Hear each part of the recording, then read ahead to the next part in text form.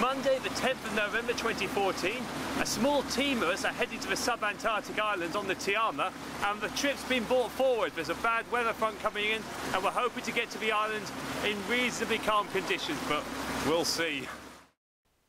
5 of us headed out from the University of New South Wales in Sydney in early November 2014. Our destination? BLUFF, near the southern New Zealand city of Invercargill.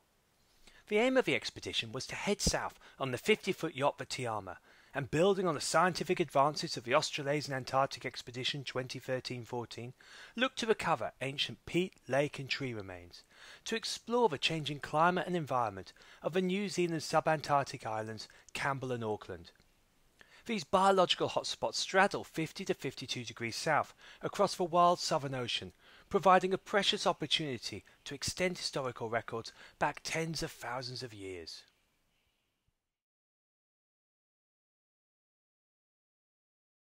So how are you feeling about it, Matt? Slightly nervous. You can ask me again in 24 hours. I think it's going to be good though.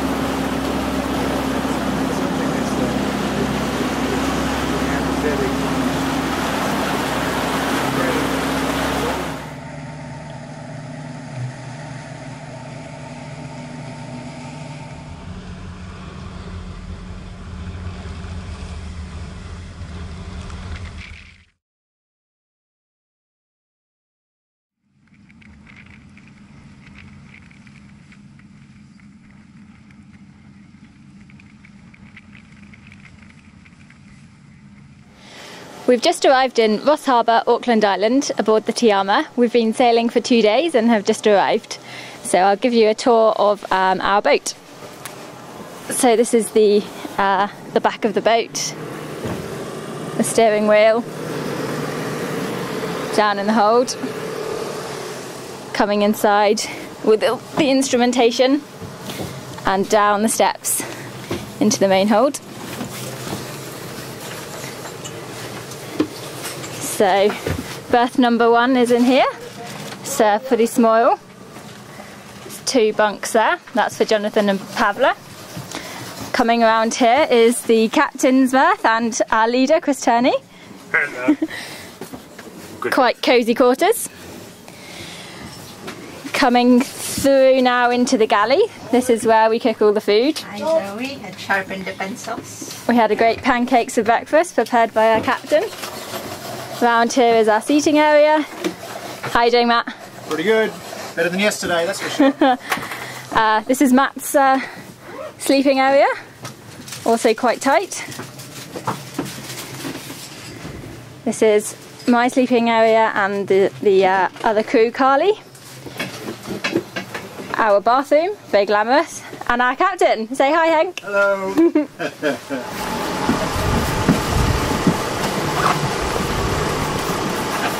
Shiny new boots for this one, eh? Oh, yeah. That's a newbie. That might be a newbie on the boat. I reckon it. They've all got new boots except me. Except you. Oh, poor. You're an embarrassment. I'm the embarrassment. Yeah.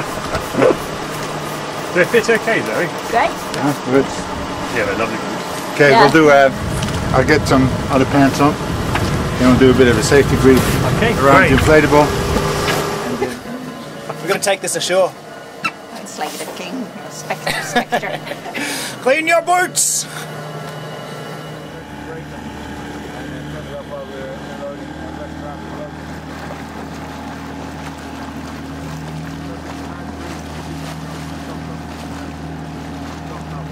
Here we are in Auckland Island, and one of the key concerns with conserving the biota on the islands is to manage any threats by recently introduced plants, and Department of Conservation and other people are not sure whether this Olaria species is a recent introduction or not.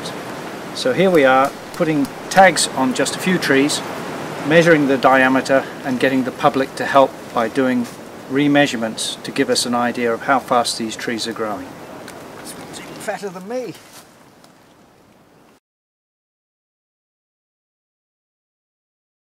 Okay, so this is my berth. I share with the crew, a girl called Carly, but it's very close, so in order to get from my bed I have to climb up onto Carly's into mine.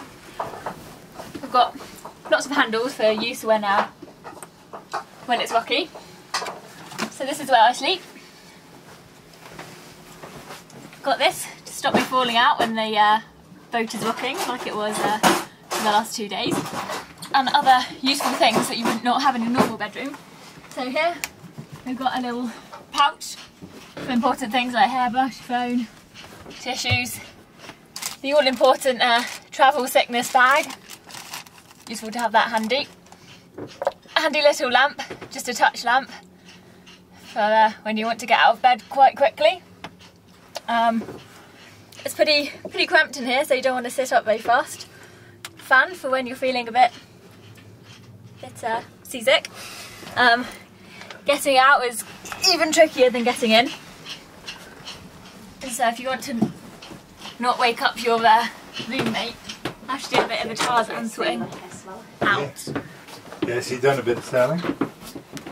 Now this all looked very easy when the boat was still, but when it's moving, pretty much impossible.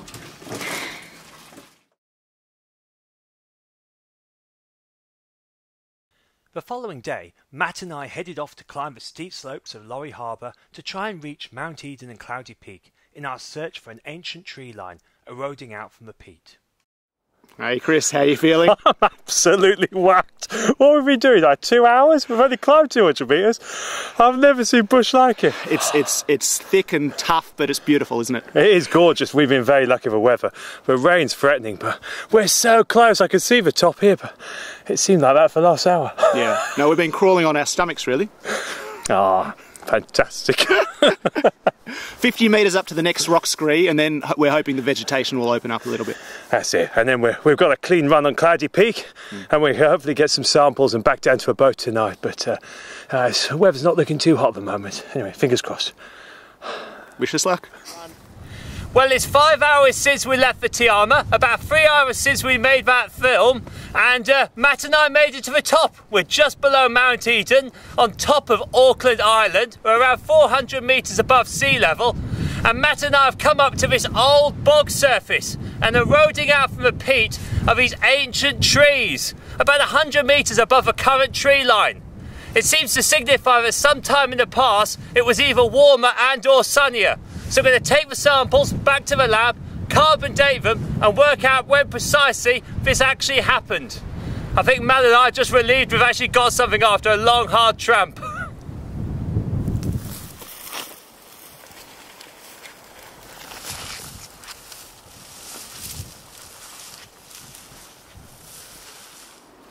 Tiama, this is Cloudy Peak, over.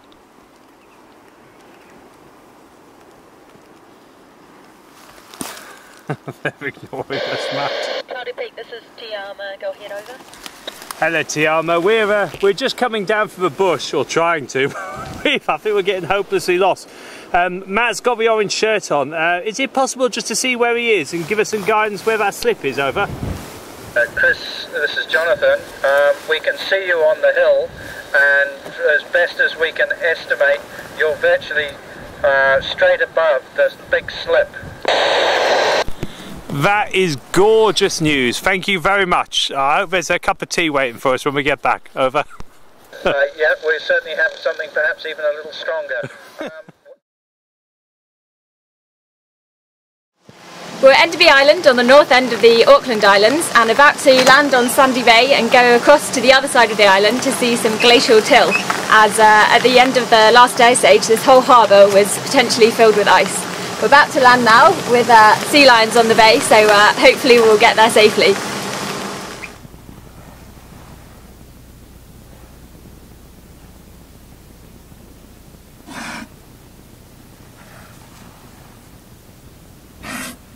We made it past the sea lions and now we're at the north coast of Enderby Island.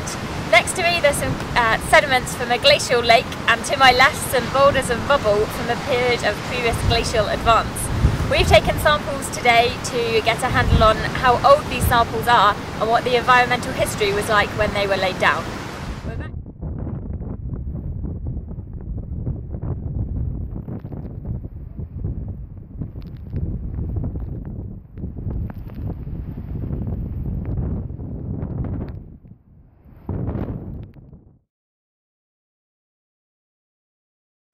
Well, we're here at Ross Harbour. There's a low that's passed over. It's a really quite intense low, as you might be able to see just behind me. We're going to go over to a place called Pillar Rock, just beyond DEAS Head, and supposedly there is a glacial deposit, and we're going there to sample and hopefully tie that into Enderby Island where we were yesterday. And we're travelling really light, so we're not going to take the video camera because we've got to somehow get across this water in one piece. So Zoe's hopefully going to film us getting there onshore dry. And Matt here is full of confidence, aren't you, Matt? It'll be fine.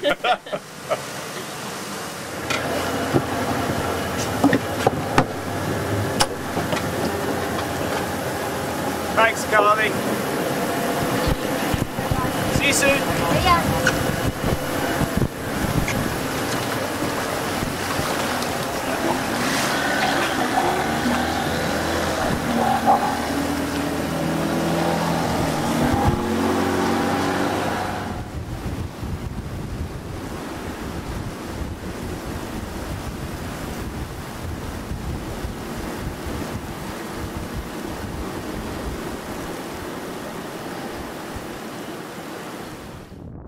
We made it to the shore mostly dry, and after several hours found the site we were looking for, perched on top of the cliffs. We didn't have a video camera with us, so Matt took this film footage with a Samsung phone, hanging on for dear life. We got it!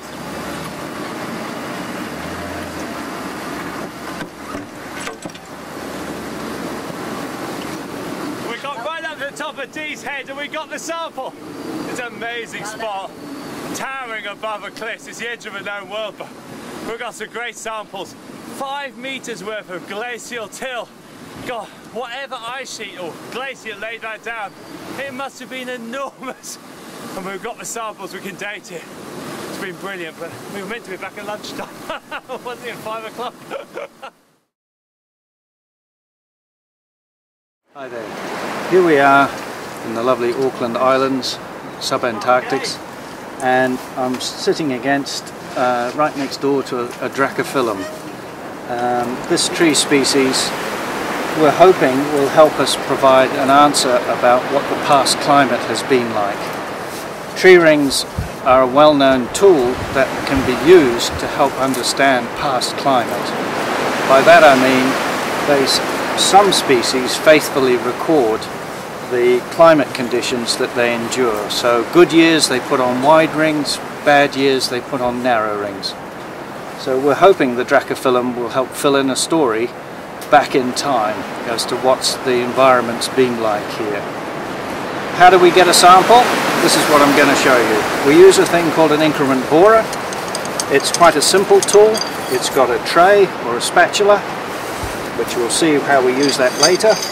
And then we have the steel tube. It's about 5 millimeters in diameter, and we basically just wind this into the tree.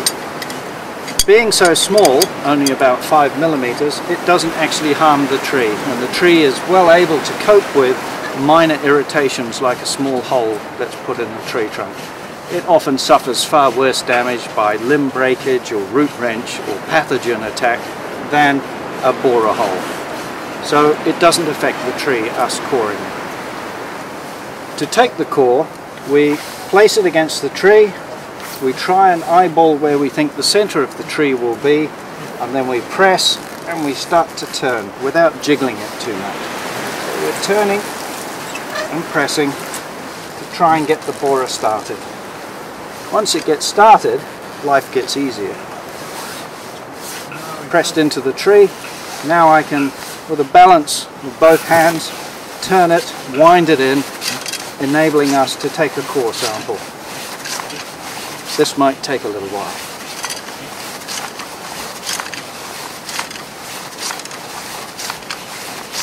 Once we've gone in where we think the center of the tree might be, we stop and we sometimes check, placing the spatula upside down, push it until it touches the bark, carefully pulling it out, keeping there, checking the distance. Looks perfect, so the core in there looks good. We then slide it underneath, all the way up to there, wind it back a turn, and then pull it out. And hopefully on here you'll see the core sample, which we've taken from the tree.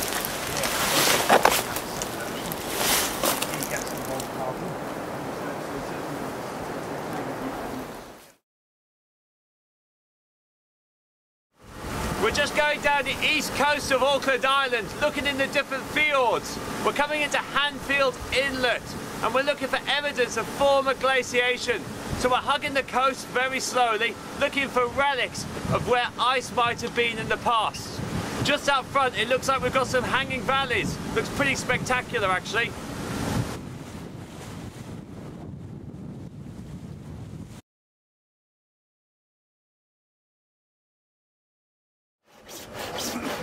So we had terrible weather yesterday, but we've got sunshine today, which is great, and now we're going up to the hills up there to see if we can find evidence of past glaciation.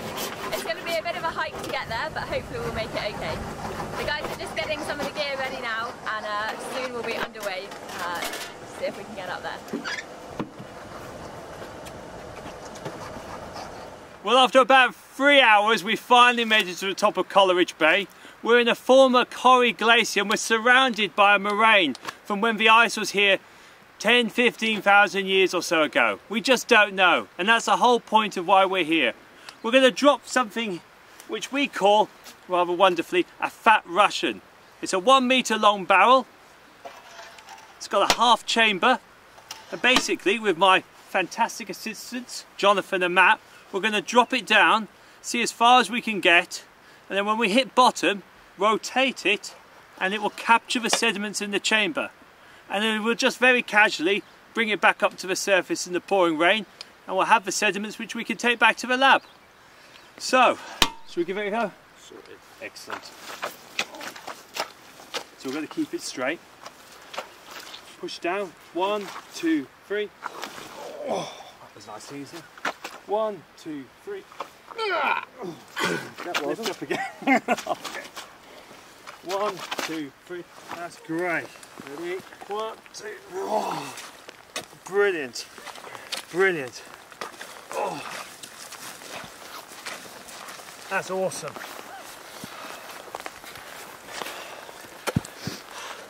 That's a 167 centimetre core right in the moraine above Coleridge Bay. And as you can see, it's gorgeous weather. Isn't it gorgeous weather, Matt? So you're living the dream, aren't you? Jonathan's happy. Even Pavla's happy, but Pavla was happy walking up earlier. We're in Canley Harbour. We're actually hoping to leave the Auckland Islands last night and head down to the Campbell Islands. Forecast showed heavy winds, 40 knots for the next 2 days. We decided to stay and take the opportunity to visit 3 other sites. One at ERLANGEN clearing to measure the growth rate of rata, 2 in MUSGRAVE Harbour to take some core sediments, and 3, hopefully, tomorrow night to launch the drone and take some aerial photography. We'll see how it goes.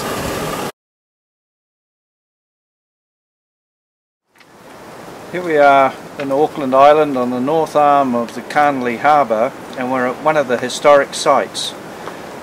This particular site was used by a German freight ship at the outbreak of the Second World War. They found themselves in the predicament of having to make a run for it, otherwise being impounded. So they came to Auckland Island. They came here to 2 different locations and actually cut down some of the rata trees for fuel wood for its steam engines. And we're here looking at that site, and we're also taking some measurements of the trees that they cut to see how quickly they have recovered, to get an idea of a growth rate of the species. So I'm standing here by a large old stump of a rata, a Metrosideros species, the southern rata of New Zealand that occurs quite extensively on Auckland Island. And what we've got here are obvious signs of cutting of a big old rata tree, and then subsequently, after they took the timber, we've got regeneration going on, and we've got several different species sprouting up, including the rata itself. So on some of these stumps we're finding other species have established on the raised ground that the stump provides, such as the Subantarctic species, and other places it's a Dracophyllum that's managed to establish, and also some rata. Sometimes it might have just been a sprout that's coppiced from the old trunk, or it might be a seedling. More often than not, we think it's a seedling that's established on the stump, and it's now taking back over this site. We're going along using a diameter tape. We're not doing anything else than just measuring the diameter of these rata. We know that the stumps were cut at the end of 1939, so all this regeneration has happened since then. And this gives us an idea that in the last 70 odd years how much growth has occurred with the rata. And we're going to use that to have an understanding of how fast this species can grow.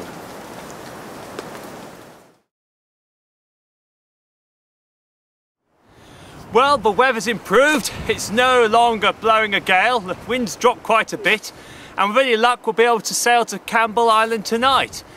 In the meantime, we've come into Musgrave Harbour. We've walked up at this spectacular backdrop behind us, and we're coring within the terminal moraine to see if we get the same sediments that we got over in Coleridge Bay. So we're testing the idea of the retreat of the ice at the end of the last ice age. Wind's still about a little bit at the moment. Hopefully it's going to drop down a little later, enough for Zoe to get the drone up. But in the meantime, we're going to drop a core and see what we find.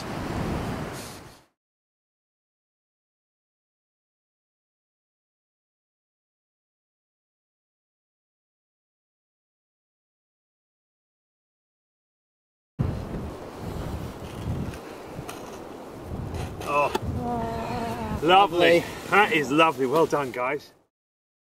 So this is very inorganic, cold environment. Oh, lovely. And then over time, in this lake, it's got more and more organic, more productive. It goes browner, and until eventually it transitions into a peat bog. So that is an awesome core. 2 meters depth, and we can date the beginning of the organics to get a minimum age for when the glacier retreated. So, great job, guys. Let's bag it. So the winds have dropped a little bit this afternoon, so we're able to fly the drone. We're at Musgrave Harbour and we're attempting to do some aerial mapping of the moraines. I'll give a demonstration of how it's launched.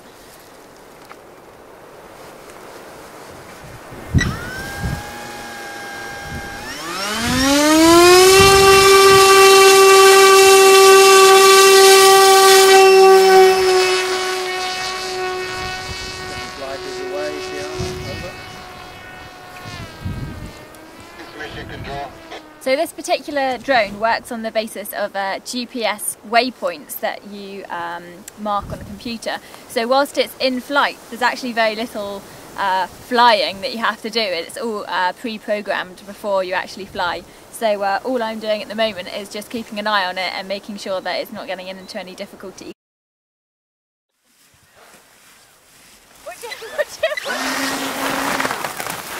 Yeah! Well done.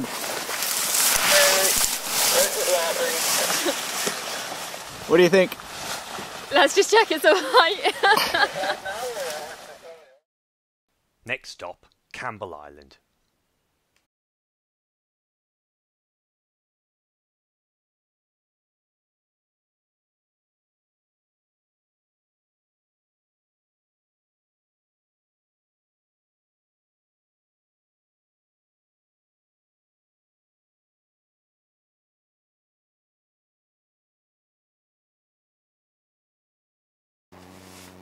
So we've arrived at Campbell Island after a remarkably smooth passage, and now we're just in quarantine again. This is important because any species that we might have picked up on in seeds or on our clothing in the Auckland Islands might not necessarily be present on Campbell Island, and so we're having to remove all traces of any seeds of these species before we actually go onto Campbell Island. It's quite a time-consuming process because Velcro manages to pick up everything, so we might be here a while.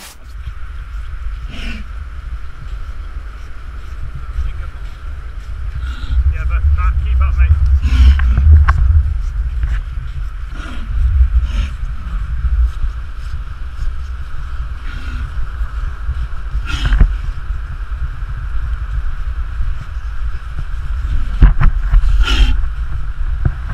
One of the fascinating things with looking at studying driftwood, most people don't really appreciate it or pay much attention to it, but of course the fascinating aspect to us is if there's driftwood found on a beach, where did it come from? What species is it? And is that species from a local area or has it come from afar? In particular, with remote islands like Auckland and Campbell Island, we're able to look at some of the driftwood on a beach and hopefully, in looking at the actual wood structure, determine what species it is, and from that deduce whether it's come from afar or whether it's just local. Here we are in Camp Cove on Campbell Island, and I'm standing next to the famous Christmas tree. There's some controversy about when it was actually planted, because the original thoughts were around 1905, but it's growing very fast, so we suspect it perhaps was planted a bit later. I brought along an increment corer, and I hope to take a core sample from the tree, and from that we can count the rings and try and establish when in fact this tree was planted.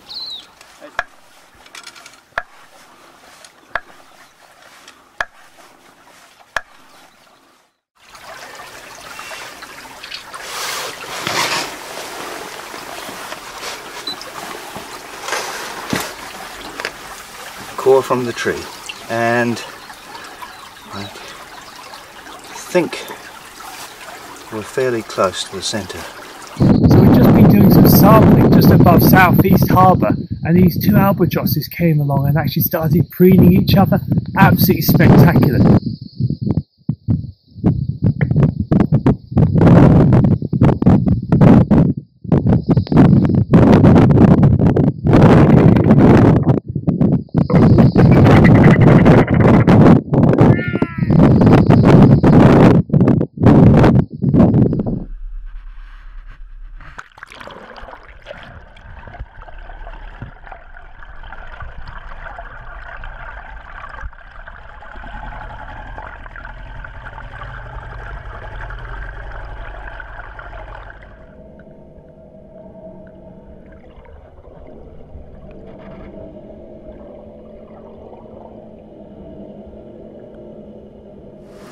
So we're leaving the Campbell Islands early. There's a storm brewing, so we're going to head up to the Aucklands and shelter out the storm there.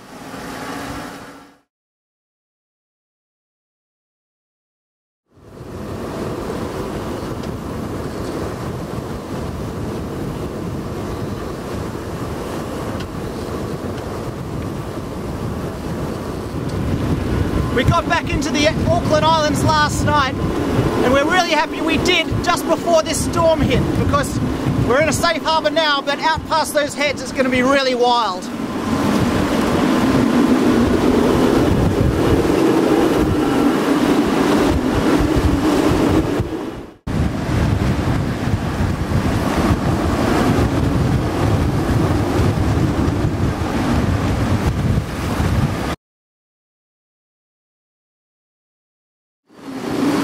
We're in Musgrave Inlet. We've been here for 36 hours waiting for this storm to blow over. It's actually calmed down a lot in the last hour or so, and we're getting ready to leave in the next 20 minutes. We've all had to spend an hour and a half on anchor watch last night because it was blowing up to 70 knots. But everything's safe and we're ready to go.